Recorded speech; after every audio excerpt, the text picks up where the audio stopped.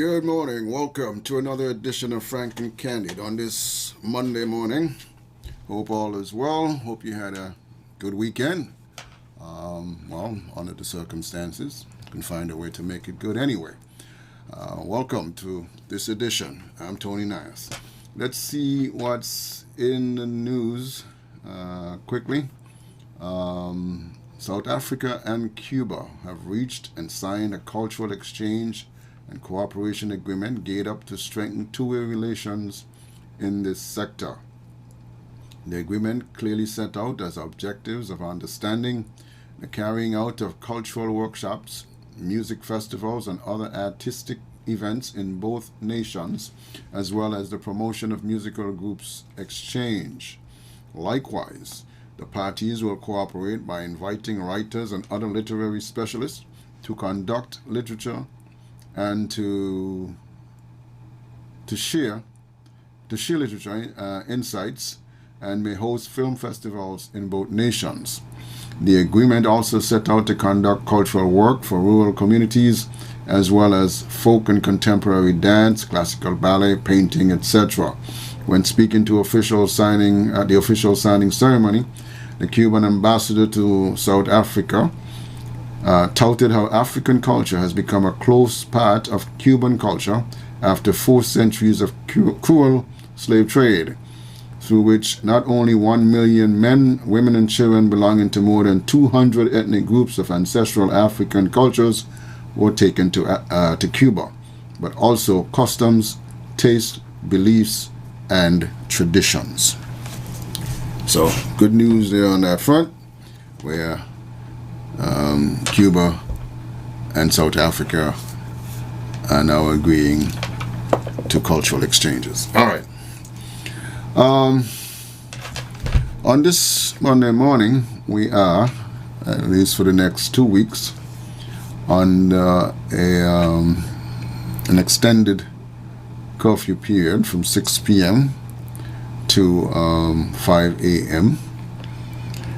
Also, some restriction of movement in the day outside of those hours, all in an effort to control what has been a spike here lately.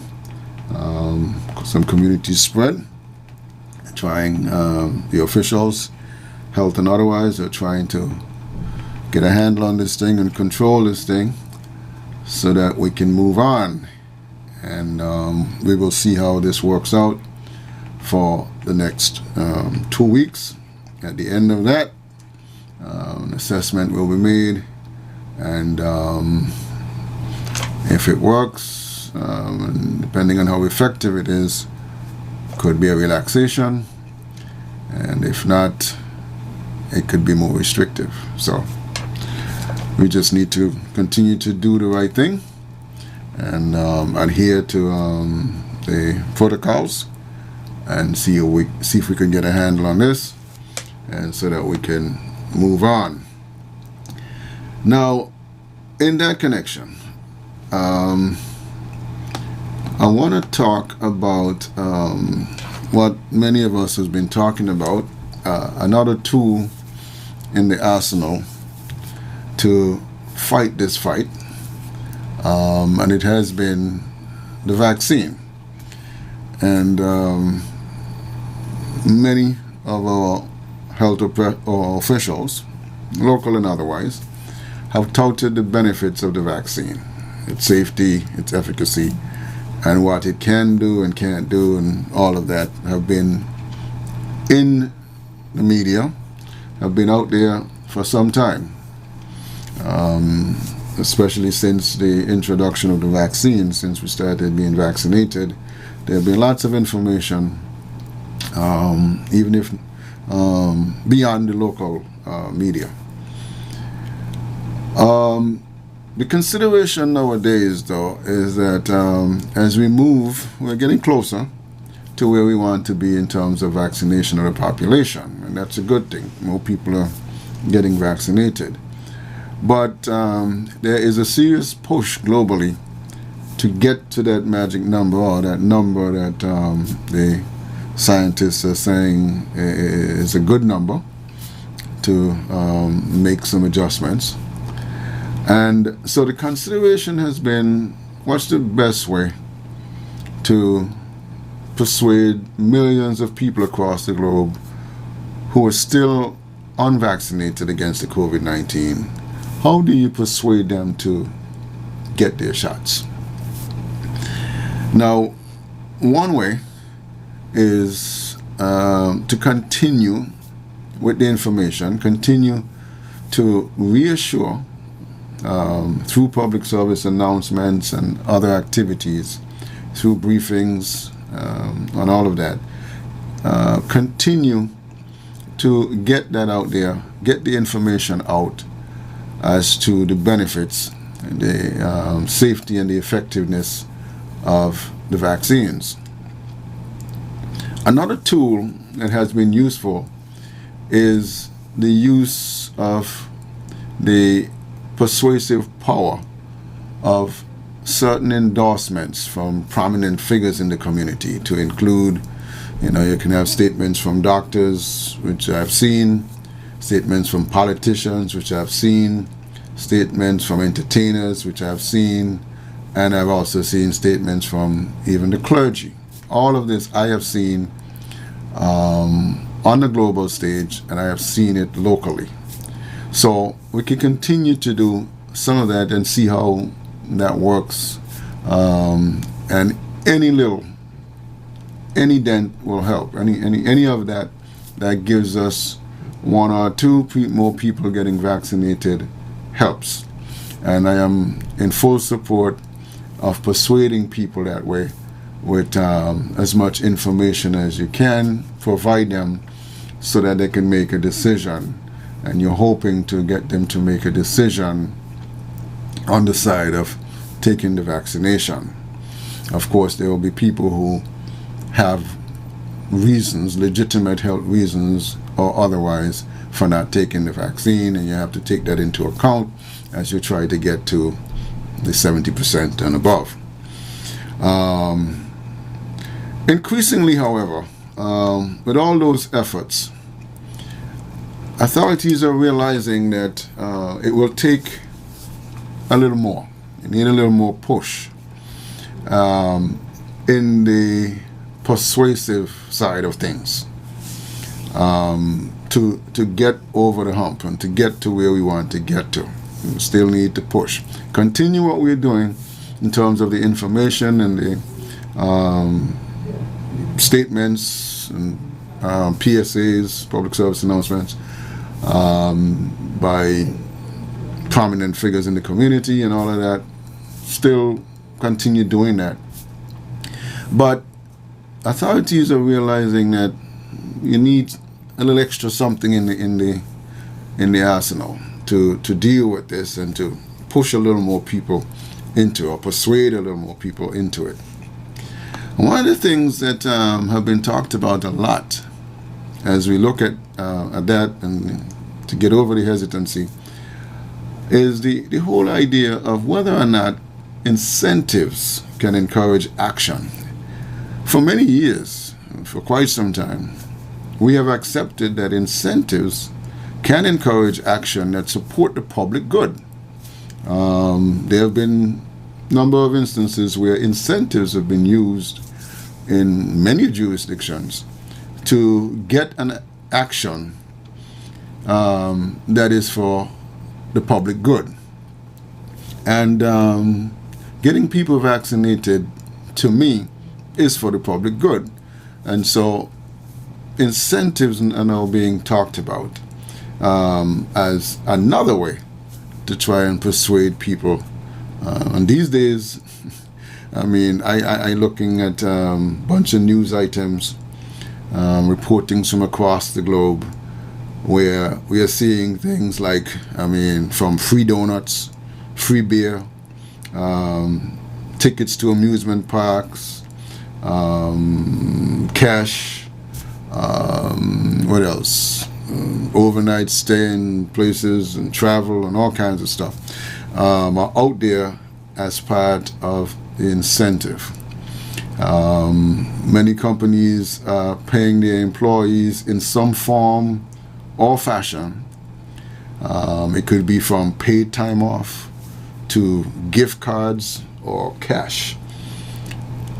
For example, current President Biden in the United States, he is doubling down on his call to get the 70% of Americans at least partially vaccinated by July 4th, which is a date he had given out where he wants to see some semblance of an open America, July 4th being Independence holiday. And he has staked a lot on getting some openness by July 4th. And to get there, the White House has been partnering with businesses and organizations to incentivize people to get the shots with additional freebies that include child care, gift cards, and a chance at free flights later on.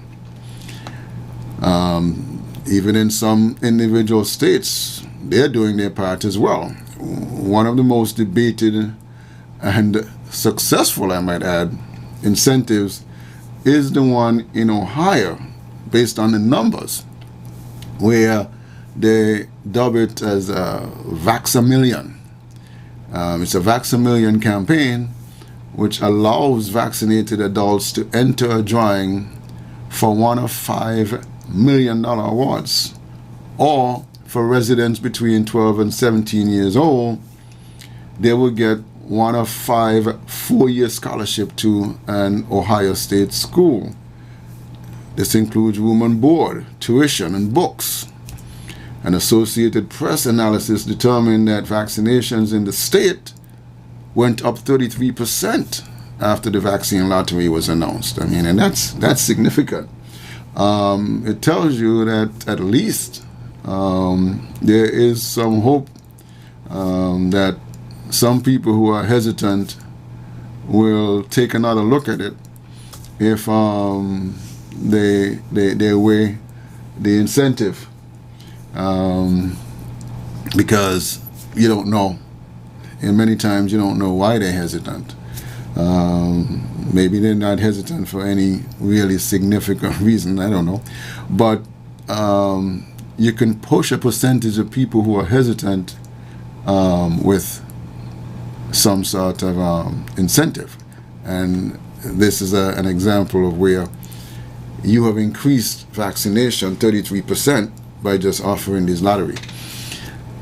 A suggestion by a ethics professor at a leading UK university says that government should pay citizens to get vaccinated against the COVID-19. And he created a firestorm in the UK because people began to talk about ethics and so on. And he is an ethics professor. So they looked for him for some ethical guidance in that. But he created a firestorm by starting up this debate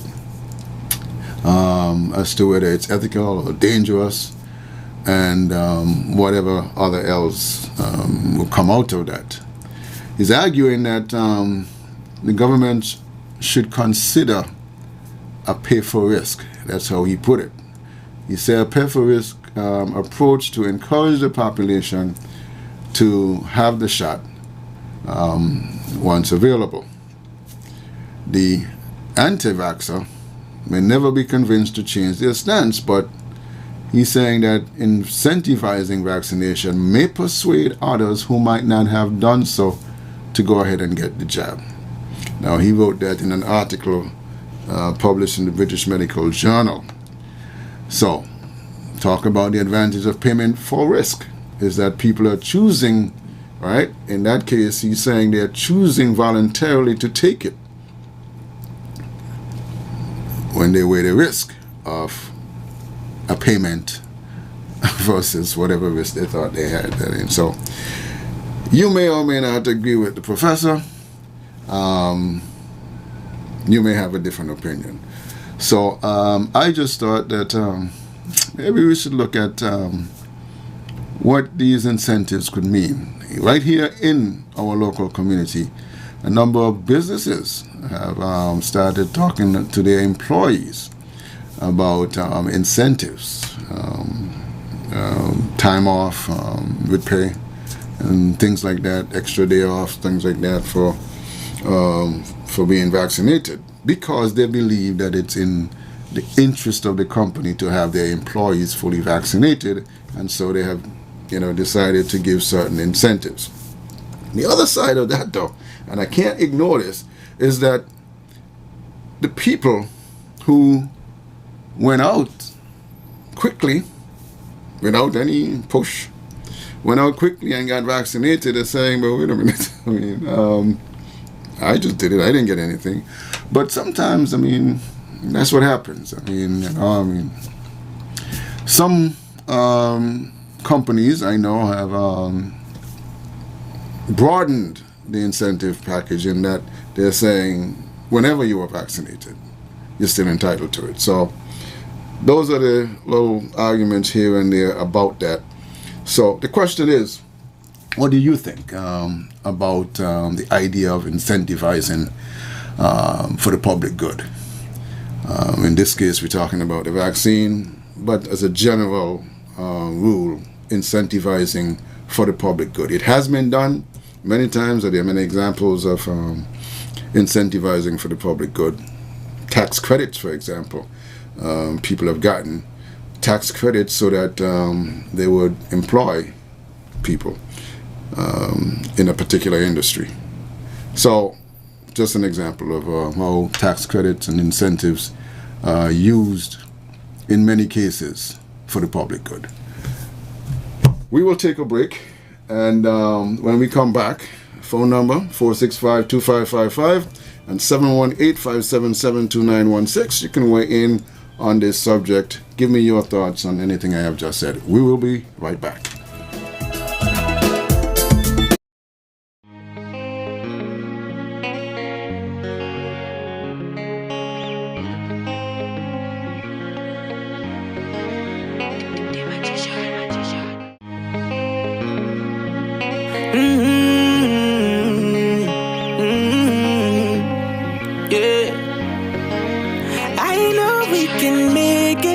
It's only just a phase.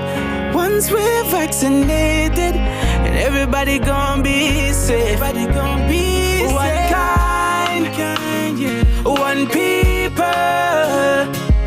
We are roll up to roll up, yeah. Cause no man's alone. Do what's right, alright. Cause I love you, brother, my sister. And we're in this together, my sister, my brother.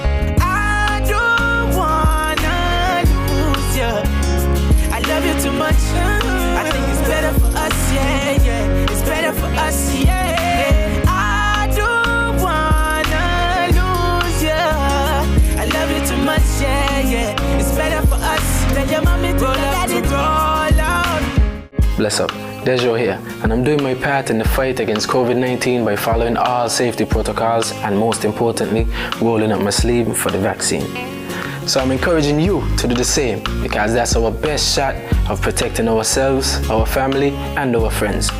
So don't wait, vaccinate. Let's roll up to roll out.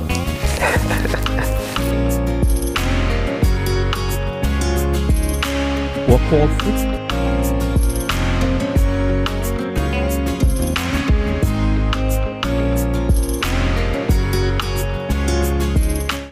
I will take the vaccine because building defenses against COVID-19 is a team effort, and we are all a key part of that defense.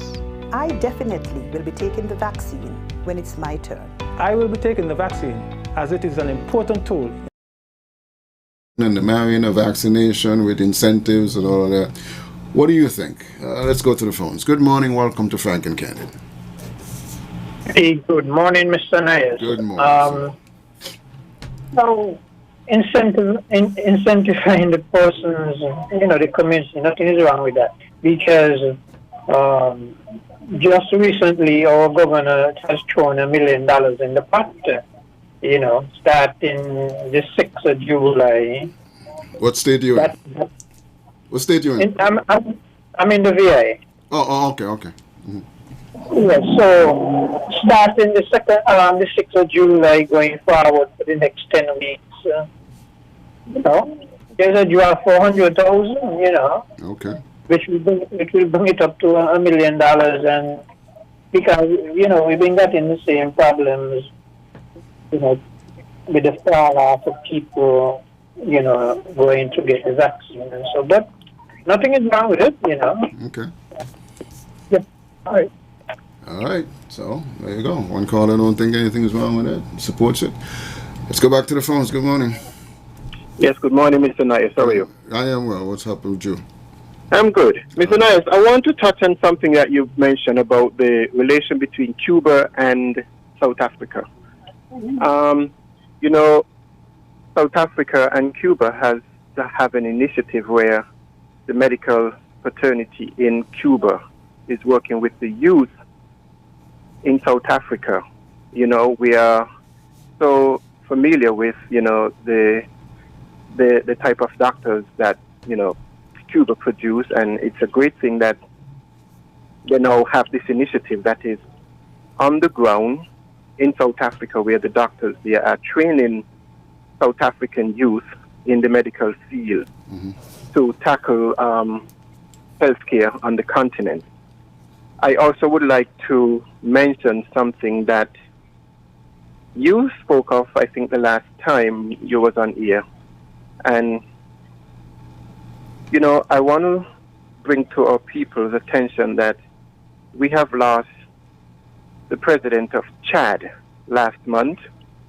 Now, I don't know if President Idris Eber was putting up resistance to what was discovered in Chad, and I'm talking about the oil that was discovered in Chad. I'm just going to give briefly my knowledge of what I know. Oil was discovered in Chad, and the World Bank and the IMF offered to put up funds to build a pipeline from Chad to Cameroon, and they told Chad that when they collect the revenue from the oil goes to the Reserve Bank in London. Now, Chad, Idris Eber was killed by gunshot in whether it was on the battlefront or however that happened, and he's no longer with us today. I'm saying that to say that here we have the IMF and the World Bank telling him that when the reserve is coming in from that oil that was discovered, would go to the Reserve Bank in London. And this is a thing that's been happening for decades. And I am here as a voice trying to cause awareness that our people need to wake up, because we can't continue to be poor when the richest continent on the earth belongs to us. Everything that the West has done to the continent is by design, and our people are still asleep. I throw out some platform, Edith, and Nias, and I would like to throw them out again. I mentioned last Friday the IDO Network International, Mr. Nias. On this network, and a lady, if she's here with me today, I want her to go to IDO Network International, because she asked the question, where in Africa are we going to go? If she log on to AIDO Network International, she would come across so many platforms, positive platforms that you won't see on CNN and BBC that is happening on the grounds in Africa. Mr. Nias, these News International is not going to show us the positive side of Africa. And for me, the veil has been broken. The truth is available now to us. We need to get connected with that truth, because until we don't know who, if we remain not knowing who we are plugged into their system. And their system is poisonous. Their system is keeping us plugged in because they're showing us everything that glitz and glamour to the eyes, and we are closing our eyes from what is ours on the continent. Once again, Mr. Nias, I am not telling anyone to pack up and go. But if our ancestors built the West and make cities like Paris and and Europe attractive to go to.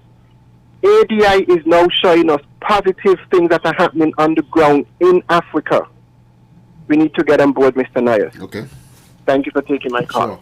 All right, let's go back to the phones. Good morning, welcome. Good morning. Good morning, this is Sugar. Yes, Sugar. I want to ask you a question. Who taking the vaccine now, right? They're going to be able to get 2 shots of this one? Of the AstraZeneca? Yeah. That is the intention, I believe so. You know, comes up to me. Why not? Did they not expire before? Yeah, but there's another shipment on the way. Yes, but what I want to put to you now, Yes.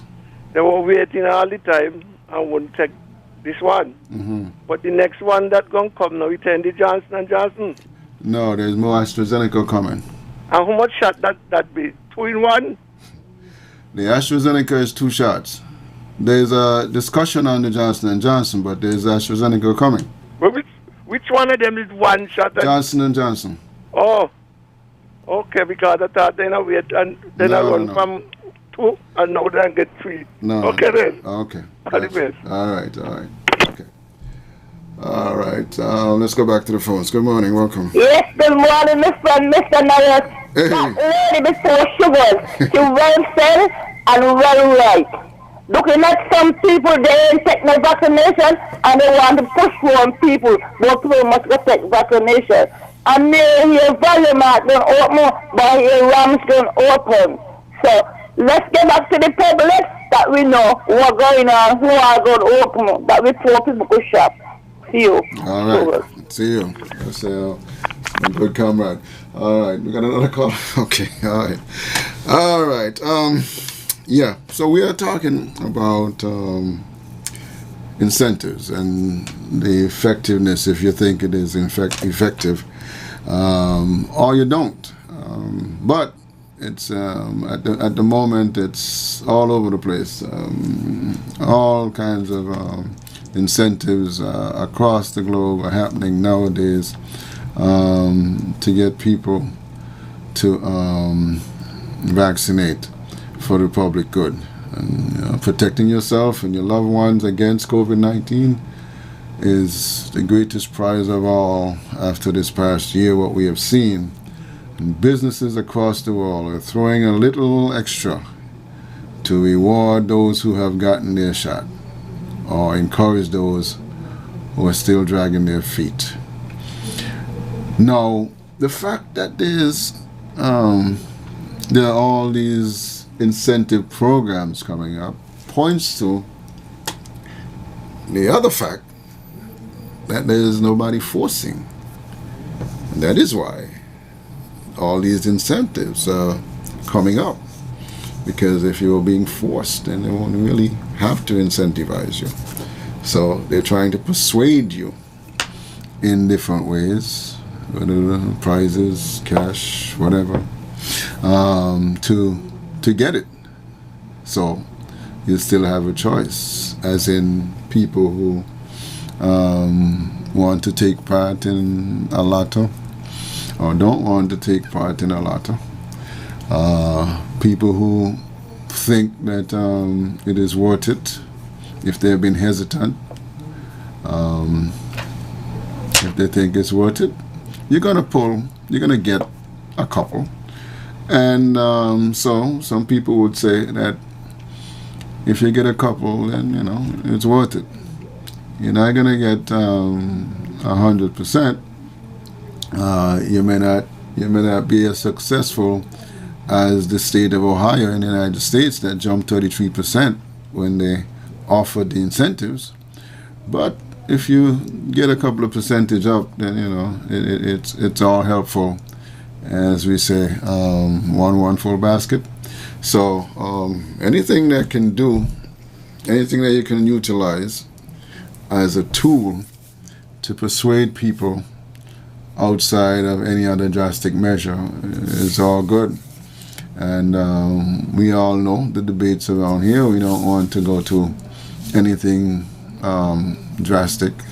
And at this point, there's no evidence that there's anything more drastic happening. Other than companies making a decision about their staff, their employment. But other than that, the push seems to be these days around the world about incentives. So I'm just trying to get your thoughts on whether or not you think incentive is a good idea or you don't. Some people may have ethical concerns about that. Some people may have some other concern about that. But let's hear from you. Let's go back to the phones. Good morning. Welcome to Frank and Candid. Good morning, caller. You're live.